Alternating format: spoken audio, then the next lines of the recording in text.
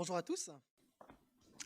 Sur le programme des prédicateurs, nous méditons aujourd'hui Exode 15, qui est composé en grande partie d'un cantique de délivrance chanté par l'ensemble du peuple lors de la sortie d'Égypte.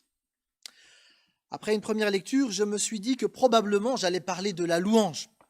Mais ensuite, en relisant le texte que nous allons lire ensemble, en commençant à méditer et à prier, j'ai été amené par Dieu à plutôt considérer la fin de ce chapitre avec un épisode que l'on mentionne rarement. Nous allons donc lire tout le chapitre, mais la prédication s'attachera surtout aux 6 derniers versets. Je vous invite donc à lire ce texte du jour dans Exode chapitre 15.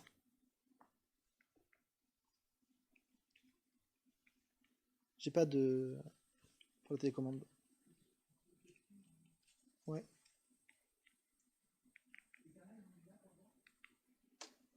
Ouais. C'est les aléas du direct.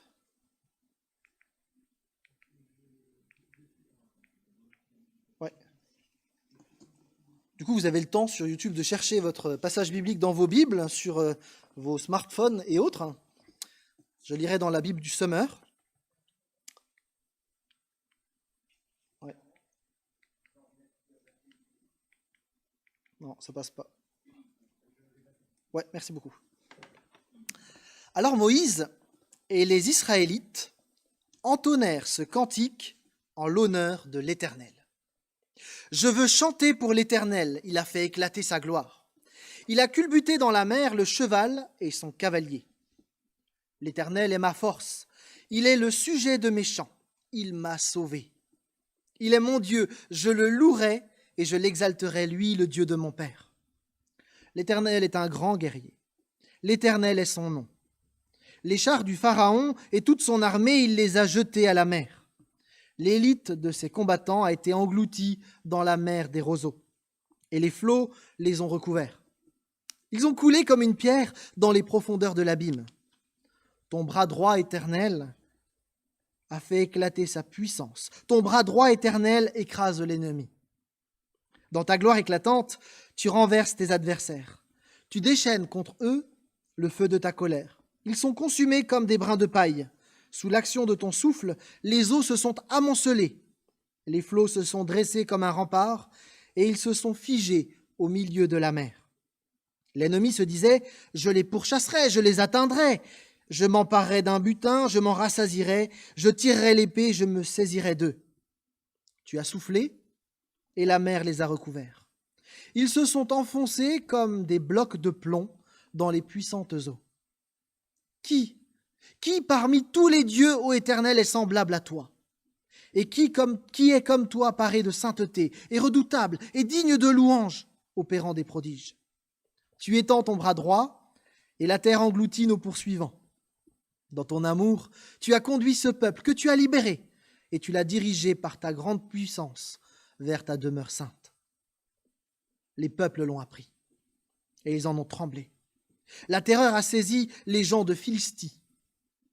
Déjà, les chefs d'Édom en sont épouvantés. Les princes de Moab se mettent à trembler. Tous les Cananéens en perdent le courage. L'angoisse et la panique s'abattent sur eux tous.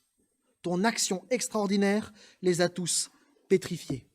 Jusqu'à ce qu'ait passé ton peuple, ô Éternel, jusqu'à ce qu'ait passé ce peuple que tu t'es acquis. Tu les amèneras et tu les planteras sur la montagne qui t'appartient, au lieu que tu destines à être ta demeure, ô Éternel, jusqu'à ton sanctuaire, ô Éternel, que tes mains ont fondé. L'Éternel régnera à perpétuité.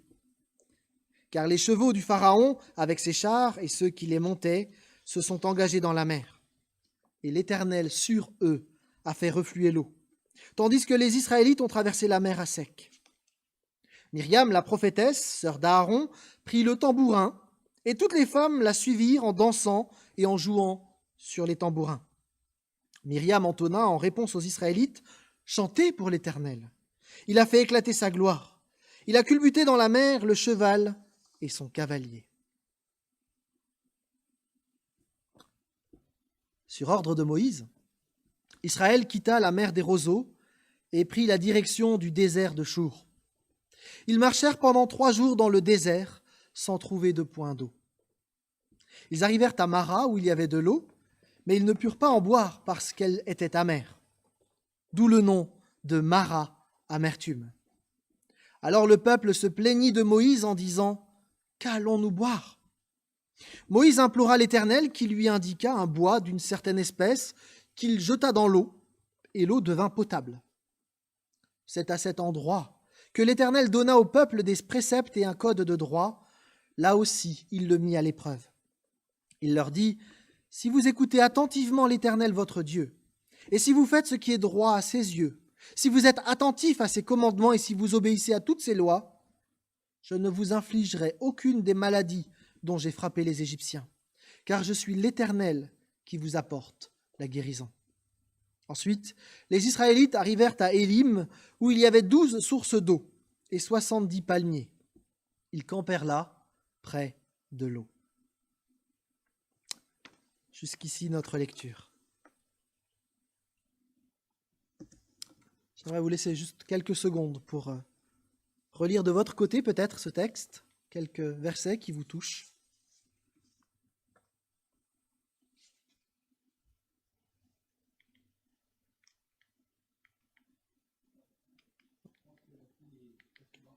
Je te laisse passer.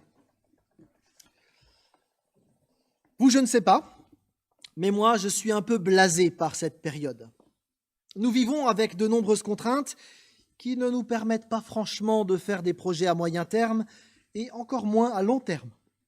Chacun de nous vit cette période différemment en fonction aussi de sa situation professionnelle et familiale. Il me semble que l'on peut comparer cette période avec ce que le peuple d'Israël a vécu autrefois après avoir quitté l'Égypte. Nous vivons, nous aussi, une sorte de traversée dans le désert. Le peuple avait bien en vue une perspective d'un nouveau commencement dans un pays où coule le lait et le miel. Mais pour y arriver, il fallait avancer pas à pas, sans vraiment avoir l'impression d'avancer d'ailleurs, avec des jours plus difficiles que d'autres. Je crois que ce n'est pas un hasard si nous arrivons dans notre lecture suivie à cette thématique du désert, là où il faut de la persévérance. Dieu savait toutes choses et il savait, avant même que l'année commence, ce qui allait se passer et ce que nous allions vivre. Et je crois que Dieu veut nous parler à chacun, personnellement, mais aussi à nous en tant qu'Église, au travers de ce message. Voici donc le plan que je propose, un plan en 3 parties. Frustration dans le désert, tout est grâce, pas tous, mais tout est grâce, et l'amertume changée en douceur. Frustration dans le désert. Le début du chapitre 15 marque d'abord une pause. Ayant vécu une délivrance hors du commun, Moïse, sa sœur, Myriam et tout le peuple chantent pour rendre gloire à Dieu. Ils chantent « libérés, délivrés », enfin quelque chose dans ce genre-là. Derrière eux, l'armée égyptienne n'est plus. Ils sont libres, vraiment libres, mais ils ne sont pas encore arrivés. Et désormais, ils vont devoir reprendre la marche. Ils vont devoir traverser le désert de Chour. Ce désert ne nous est pas inconnu. En effet, nous l'avons déjà croisé dans notre lecture. C'est ce même désert où la servante d'Abraham, Agar, avait fui en Genèse 16, verset 7. Elle se croyait seule, mais elle y a découvert l'ange de l'Éternel. Elle a réalisé à cet endroit que Dieu la voyait dans sa traversée du désert. De la même manière pour nous, aussi bien que pour Israël ou que pour Agar, Dieu n'est pas absent de nos traversées du désert. Même si nous sommes coincés chez nous, même si nous sommes découragés, si nous sommes lassés, que c'est pesant, que nous nous sentons vidés, Dieu n'est pas absent. Considérons de plus près le verset 22. Verset 22, nous le lisons rapidement, pour quelques secondes. Alors que pour les Hébreux, ça a été très long. 3 jours entiers de marche dans le désert. C'est pas du tourisme tranquille avant d'aller se baigner à la plage. C'est un déménagement en famille, avec enfants, meubles, toutes les affaires, à pied, dans des dunes brûlantes, sans trop connaître la destination et sans avoir l'impression de franchement avancer, et surtout sans eau. Non, ce n'est pas une balade. On ne réalise pas vraiment à quoi ça ressemble. Alors on va essayer d'imaginer. Le décor est planté. Voilà une caravane d'hommes, de femmes et d'enfants. Devant vous, une foule. Derrière vous, une autre foule. Vos enfants sont à vos côtés et on entend un bruit de pas sourds dans le sable. Le sable qui freine la marche et la rend pénible. Et puis il y a ce bruit de roues en continu avec des grincements, des animaux qui braillent, et puis la chaleur. Le soleil qui se reflète dans le sable et brûle les yeux. Et puis ces odeurs. Odeurs d'animaux, odeurs d'humains, odeurs de transpiration. C'est pas très Covid, mais ça dure. Et ces bruits de pas dans le sable, des plaintes d'enfants, et puis toujours cette chaleur. Chacun essaye de tuer le temps comme il peut, de faire des petits jeux pour les enfants, mais que c'est difficile d'avancer. Et puis ce soleil, cette chaleur, et puis il faut rationner l'eau. La marche continue, encore et encore, alors que le paysage ne bouge pas. Quand est-ce qu'on arrive? Et toujours cette chaleur, ces bruits, et pas une ombre à l'horizon. Et puis ces questions qui résonnent dans nos têtes. Pourquoi Dieu, avec cette nuée, nous fait-il passer par là? Y avait-il pas un chemin plus sympathique? Est-ce qu'il ne voit pas nos enfants? Et puis papy Jacob qui a du mal à marcher, qui s'appuie sur sa canne, qui s'enfonce dans le sable? Et Rebecca qui va accoucher? Et cette chaleur! Pendant 3 jours, le peuple est particulièrement éprouvé. En imaginant la scène, on comprend mieux. Tu peux remonter si tu veux bien, Jonathan. On comprend mieux que le peuple galère. Le peuple est rudement mis à l'épreuve. Dans tout ce chemin qui est là, faire le parallèle avec nous. On ne voit pas de perspective. La voisine m'a dit cette semaine, bon, on avance un pas après l'autre. Oui, effectivement, un jour après l'autre. Et c'est pas facile de mettre sa confiance en Dieu pratiquement lorsqu'on ne voit pas les perspectives. Vous voyez sur notre carte que le peuple va faire 50-60 km de marche. Vu de l'espace, cette traversée est assez impressionnante parce que vous voyez bien, avec cette image satellite, que c'est un désert particulièrement sec. Plusieurs théologiens considèrent que cette première étape est aussi une première épreuve qui rappelle le premier fléau d'Égypte, lorsque l'eau du Nil était devenue imbuvable. Le Seigneur va mettre 10 fois à l'épreuve le peuple dans le désert. En fait, Dieu veut montrer à son peuple qu'il peut lui faire confiance en toutes circonstances. Israël est invité ici à écouter son Seigneur et à persévérer. Ne pas agir comme Pharaon qui s'était entêté et avait refusé d'écouter la voix de Dieu. Et Israël est invité par 10 fois à reconnaître qui est Dieu, à reconnaître qu'il peut lui faire confiance. Dans notre désert, nous avons le même apprentissage pour nous. Quelles que soient nos circonstances, c'est pas intuitif de faire confiance à Dieu quand on ne voit rien. On veut voir. Et Dieu nous invite là à vivre par la foi, dans la confiance. Et ça va même un peu plus loin. Comme souvent dans le Pentateuque, le texte en hébreu nous aide à comprendre ce que l'auteur a voulu dire. Il y a effectivement une sorte de jeu de mots, mis en lumière depuis très longtemps par les rabbins, parce qu'en hébreu, désert se dit midbar. Et le verbe hébraïque parler se dit diber. Et donc les deux mots font écho avec la même racine, dbr, une sorte d'écho que le peuple hébreu entend quand il lit le texte ou qu'il l'écoute d'un lecteur. C'est-à-dire un écho qu'on retrouve dans d'autres textes de la Bible. Vous pouvez regarder Osée 2, verset 14. Quand Dieu dit « Je conduirai au désert et je parlerai ».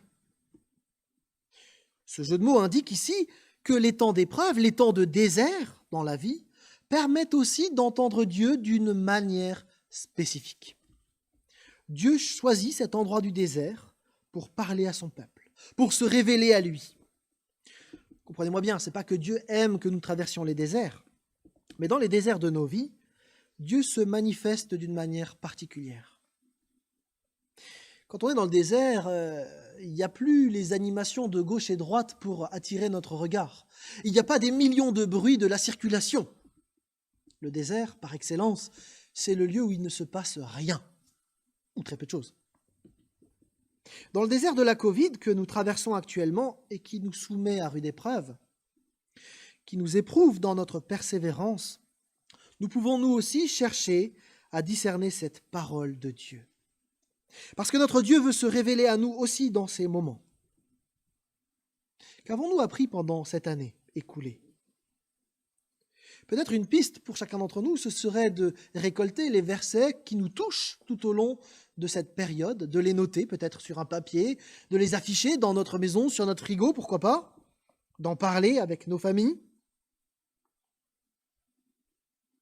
mais d'écouter, de prendre ce temps pour écouter Dieu davantage. L'épreuve que vit Israël n'est pas terminée. Ils viennent de marcher 3 jours dans le désert sans un seul point d'eau. Eux qui ont grandi en Égypte avec de l'eau tout à fait courante, une eau de très bonne qualité d'ailleurs, le choc est rude quand maintenant ils arrivent à Mara. À Mara, ils se rendent compte que l'eau disponible est amère. Quelle déception! Quelle terrible déception! Ils avaient attendu toute la journée pour enfin boire à grande gorgée. Et là, c'est le drame. Et on comprend la colère à ce moment-là qui fait sortir tout d'un coup toutes les frustrations de ce voyage de 3 jours. Et je réalise en vivant le désert Covid que bien des frustrations s'accumulent pour chacun d'entre nous. La lassitude aussi. D'ailleurs, avec le premier confinement, on a assisté à une augmentation de la violence conjugale. Certains se servant de leur femme comme un punching ball, comme d'un exutoire de toute la frustration accumulée. Je vous ai remis le numéro d'appel, si vous en aviez besoin. Mais c'est une vraie question qui se pose. Comment allons-nous gérer la frustration de ce moment ? Parce qu'il y en a des frustrations, pour les uns et pour les autres, et j'en ai aussi. Je veux aller voir ma famille qui est trop loin, qui habite peut-être même à une destination où il n'y a plus de vol aérien pour y aller. Peut-être même que ma famille est malade et que cette distance m'empêche d'aller les soutenir alors que je voudrais le faire. Oh, et puis j'aimerais sortir, j'aimerais profiter de la vie, je voudrais aller à la plage avec les enfants, il fait beau. J'aimerais bouger quand c'est mon jour de congé, c'est bien légitime.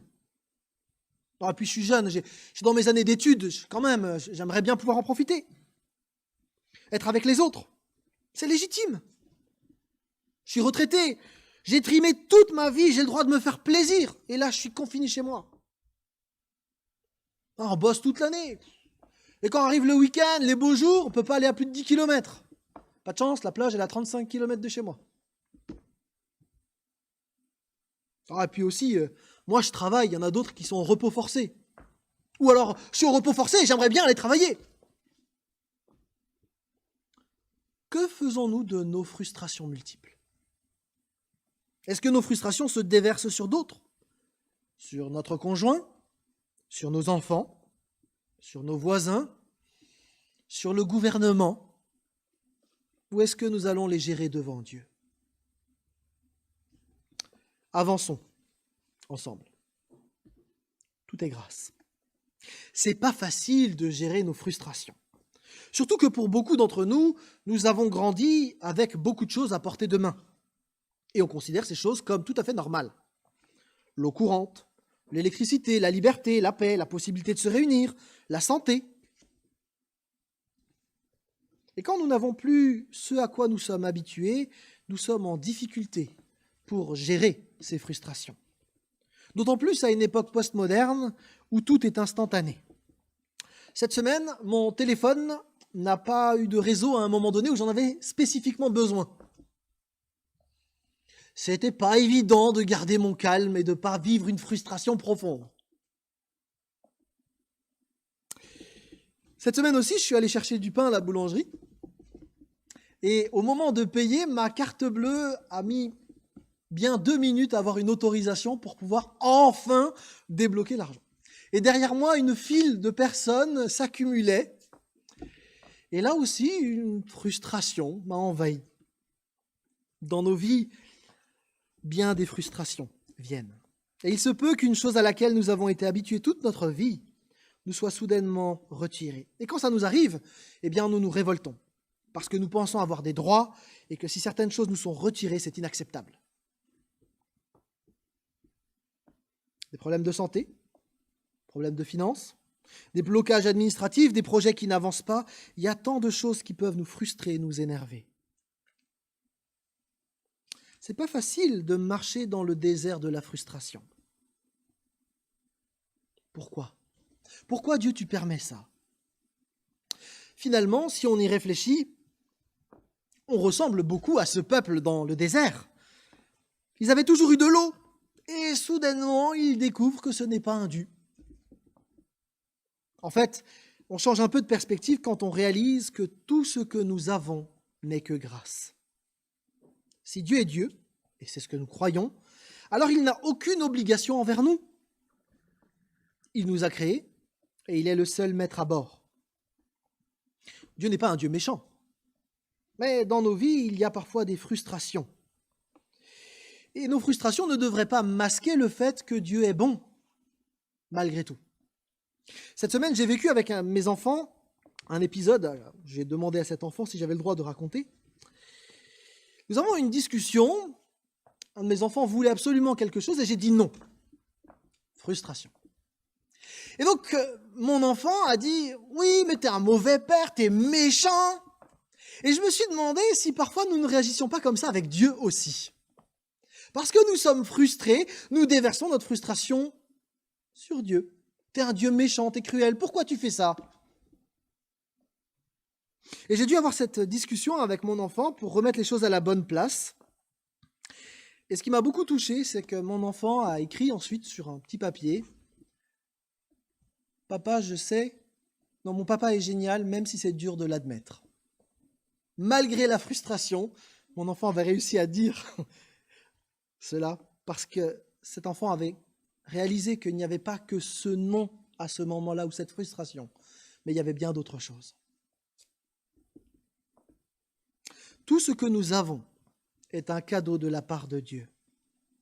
Le passage dans le désert nous permet précisément de réaliser ce que nous avions jusque-là, qui nous paraissait si normal et pour lequel finalement nous n'avons peut-être pas été remplis de gratitude.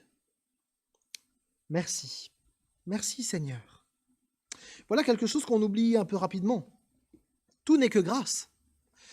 Le désert que nous vivons actuellement nous permet quand même bien des libertés, nous permet encore bien des choses. Nous sommes invités à cultiver la gratitude envers Dieu, mais aussi autour de nous. Le texte nous montre aussi qu'en plus des frustrations, notre parcours de vie est et sera parsemé de déceptions. Comme les Israélites qui, arrivant à Mara, pensaient pouvoir boire. Et quelle déception de goûter cette eau dégueulasse! Lorsque des amis nous tournent le dos au moment précis où on en avait besoin, quand on reçoit des réprimandes au lieu d'encouragement, l'épreuve a un goût de double amertume. Et c'est exactement ce que vit Israël à ce moment-là. Et Israël se plaint. Calvin commente ce texte et dit ceci.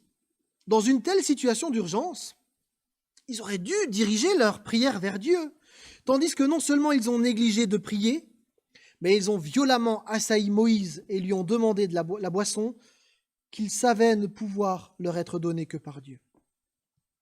Le peuple se plaint.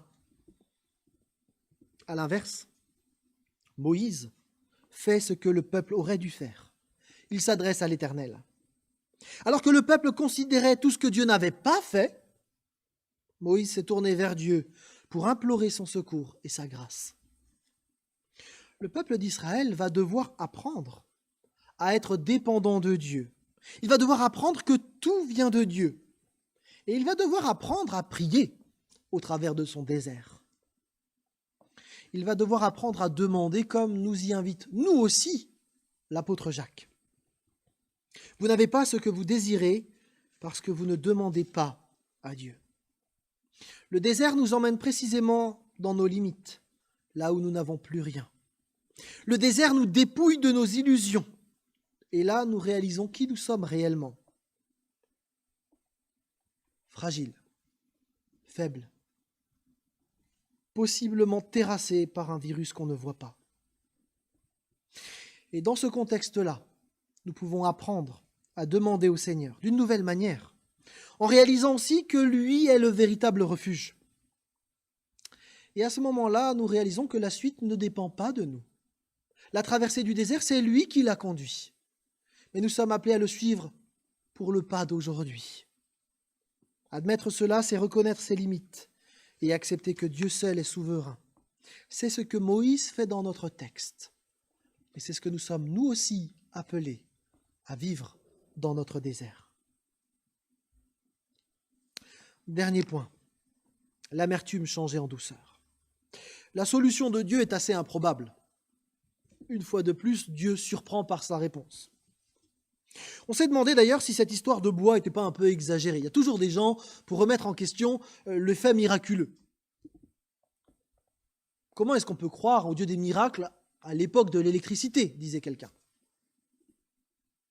Pourtant, au-delà du fait que Dieu fait absolument tout ce qu'il veut et qu'il peut effectivement transformer de l'eau par le biais d'un bâton, nous savons aussi désormais que plusieurs arbres ou plantes appartenant à différentes parties du monde possèdent la qualité de rendre de l'eau amère douce et agréable. Vous avez les noms qui s'affichent, je ne vais pas les lire. Ceci étant, aucun de ces arbres n'a été découvert dans le désert du Sinaï. Ça ne veut pas dire pour autant qu'il n'y en avait pas, il y a plus de 3000 ans. Du coup, si un tel arbre existait, eh bien Dieu a simplement montré à Moïse l'arbre qu'il fallait pour assainir l'eau. Les pères de l'Église, les premiers successeurs des apôtres, ont commenté largement ce texte et ont dit non, il s'agissait d'un simple morceau de bois, il n'avait rien de spécial. C'est Dieu qui a donné cette qualité adoucissante de manière miraculeuse. En fait, les pères de l'Église voulaient surtout souligner de cette manière le lien entre ce bois jeté dans l'eau, un bois banal, et le bois du calvaire. Parce que, ils commentaient ainsi, la croix n'a rien de spécial. C'est un instrument de torture abject. Elle n'a rien de miraculeux. Mais Dieu a utilisé cet objet pour sauver le monde par grâce. Pour eux, le bois de Mara anticipe le bois de la croix. Parce que tout comme le bois jeté par Moïse a changé l'amertume en douceur, de même, dans notre monde marqué par le péché, Jésus-Christ s'est donné sur le bois du calvaire pour nous permettre de vivre, nous permettre de reprendre notre marche et d'arriver au bout du chemin à l'oasis d'Élim, l'oasis de la vie éternelle. D'ailleurs, Jésus n'est-il pas celui qui a dit à la Samaritaine en Jean 4 « Celui qui boira de l'eau que je lui donnerai n'aura plus jamais soif ?» Bien plus, l'eau que je lui donnerai deviendra en lui une source intarissable qui jaillira jusque dans la vie éternelle. Je crois que ce lien qu'ont fait les pères de l'Église donne un relief nouveau à cet épisode de Mara. Israël a trouvé un point d'eau et la marche dans le désert va se poursuivre. De même, nous sommes nous aussi invités à reprendre la marche, à persévérer. Vous savez, le message de la croix, ce n'est pas un truc qui permet d'être sauvé une fois pour toutes et puis après on n'en parle plus. La croix, c'est le lieu où le chrétien va se ressourcer chaque jour. La croix, c'est ce lieu où le chrétien réalise tout à nouveau qu'il est aimé, qu'il est pardonné, qu'il est accepté. Et du coup, il peut reprendre sa marche. La marche que nous vivons les uns et les autres n'est pas une marche facile. Mais nous savons que celui qui nous accompagne a donné sa vie pour nous. Il n'est pas indifférent. Au contraire, il veut nous restaurer, nous désaltérer. À Mara, alors que le peuple se désaltère, Dieu donne aussi des préceptes et un code de droit. La marche dans le désert est une illustration de la vie de confiance que le peuple va devoir vivre. Tout le peuple est en train de suivre la nuée dans le désert. Et le peuple va devoir aussi suivre ce que Dieu demande pour lui. La voix de Dieu se fait entendre à Mara. Si vous écoutez attentivement l'Éternel votre Dieu, et si vous faites ce qui est droit à ses yeux, si vous êtes attentifs à ses commandements et si vous obéissez à toutes ses lois, je ne vous infligerai aucune des maladies dont j'ai frappé les Égyptiens, car je suis l'Éternel qui vous apporte la guérison. Vous noterez que Dieu ne dit pas que le chemin sera facile, sans embûches, sans blessures ou coupures, mais il affirme « Je suis l'Éternel qui t'apporte la guérison. En chemin, tu auras chaud, tu auras soif, mais je te donnerai à boire au fur et à mesure que tu continues, et je t'accompagnerai jusqu'au bout. » Ce texte veut nous encourager à persévérer. À Mara, Dieu commence l'éducation de son peuple, et il demande au peuple d'Israël de lui faire confiance, de lui obéir. Mais ce n'est pas une obéissance aveugle, parce qu'à Mara, il trouve de l'eau. Le moment rapporté dans les versets 25 et 26 est un moment solennel. Dieu vient de démontrer tout son amour et sa bonté au peuple. Et de la même manière, Christ a démontré son amour pour nous à la croix. Et de la même manière que Dieu avait invité le peuple à le suivre, Christ nous appelle aujourd'hui. Toi, suis-moi. Tu ne sais pas exactement le chemin, mais moi je le connais, dit le Seigneur. Suis-moi, fais le prochain pas avec moi. Oui, c'est vrai, le Covid, c'est pénible, c'est frustrant. Mais Dieu nous invite à le suivre, même là. En nous invitant à le suivre sur ce chemin exigeant, Christ nous rappelle qu'il nous aime et qu'il nous invite à aimer à notre tour. Il nous rappelle qu'il fait route avec nous. Et le texte nous encourage d'une manière encore plus belle, parce qu'à la fin du texte, le peuple arrive à Élim. Cette oasis est décrite, ce qui est assez étrange parce que la Bible donne en général peu de descriptions. Donc quand vous avez des descriptions dans la Bible, arrêtez-vous et réfléchissez, ça vaut la peine. Une oasis comporte en général un point d'eau qui permet la vie. Or, à Élim, nous dit le texte, on dénombre 12 sources. Regardez le texte. Il y a une source pour chaque tribu. Il y en a pour tout le monde. Le chiffre est probablement symbolique. Ça indique l'abondance. Mais après le désert, mais quel lieu fantastique. Il y a à boire pour tout le monde. Puis le texte mentionne aussi 70 palmiers. Là encore, le texte est probablement symbolique. En général, le chiffre 70, on l'associe aux 70 nations que l'on trouve après l'épisode de Babel. D'autres considèrent que ce sont les 70 anciens d'Israël et ça représenterait tous les clans, toutes les familles d'Israël. Peu importe. Dans tous les cas, on retrouve la même idée. Il y en a pour tout le monde. Il y a de l'eau, il y a de l'ombre pour tous. Après la traversée du désert, Dieu savait que le peuple allait arriver à Élim. Notre traversée sur cette terre et dans ce désert particulier peut être difficile à vivre. Nous savons que Dieu nous accompagne, mais nous savons aussi où est-ce qu'il nous emmène. L'oasis d'Élim est une très belle image pour nous tous qui faisons confiance à Dieu. Nous irons à Élim ensemble. Concluons ensemble. Nous sommes en route vers Élim. En attendant, nous sommes invités à boire auprès de Christ pour reprendre la route, pour pouvoir persévérer dans ce chemin qui n'est pas évident. Mais Dieu n'a jamais dit que le chemin serait simple. Par contre, il a promis de toujours nous accompagner et de toujours être disponible pour nous restaurer, nous désaltérer, nous redonner des forces neuves. Si nous sommes fatigués, prenons ce temps de nous restaurer auprès de Christ. Ce texte nous donne plusieurs leçons spirituelles. Nous sommes invités à gérer nos frustrations de la bonne manière devant Dieu, pas en nous défoulant sur quelqu'un. Nous sommes invités à marcher par la foi. La foi, ce n'est pas un truc dont on parle le dimanche matin, et puis dans le reste de la semaine, on vit avec la vue, en disant, voilà, si j'ai un problème, je vais aller au supermarché ou comme ça. Non. La vie par la foi, c'est de faire confiance à Dieu, même quand je ne vois plus rien, même quand tout semble sombre. Ce texte nous apprend aussi à demander. Amis chrétiens, n'ayons pas peur de solliciter l'aide de Dieu dans toutes les circonstances que nous traversons. En réalisant que tout est grâce, tout ce que j'ai est grâce. C'est pas un dû.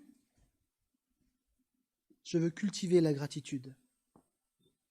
Et ce texte surtout nous invite à suivre Christ chaque jour et à marcher avec l'espérance que nous allons arriver à Élim. Je vous invite à prier pour terminer. Seigneur, nous voulons te remercier pour ce texte. Texte qui paraît anodin de prime abord, mais qui a tant à nous raconter, tant à nous enseigner sur ta personne, sur notre vie avec toi. Seigneur, tu nous connais les uns et les autres et tu sais exactement où nous en sommes. Dans cette traversée du désert, certains sont épuisés. Seigneur, restaure, relève, encourage. Certains sont desséchés. Seigneur, rafraîchis, hydrate. Seigneur, nous voulons te faire confiance. Mais viens au secours de notre foi. Nous avons l'habitude de marcher par la vue, de pouvoir faire des projets, de pouvoir marcher comme bon nous semble, dans la liberté qui nous était jusque-là acquise. Seigneur, nous avons besoin de ton aide dans cette nouvelle étape, dans ces 50-60 kilomètres qui nous séparent du champ de la délivrance jusqu'à Élim. Oui, Seigneur, entre le moment de ta résurrection et ton retour, la traversée est difficile. Mais nous voulons compter sur toi. Merci parce que tu nous as aimés, tu l'as montré, et merci parce que cet amour-là, il est encore disponible aujourd'hui. Que ton Saint-Esprit vienne consoler, relever, encourager chacun d'entre nous. Nous prions dans le nom de Jésus-Christ. Amen.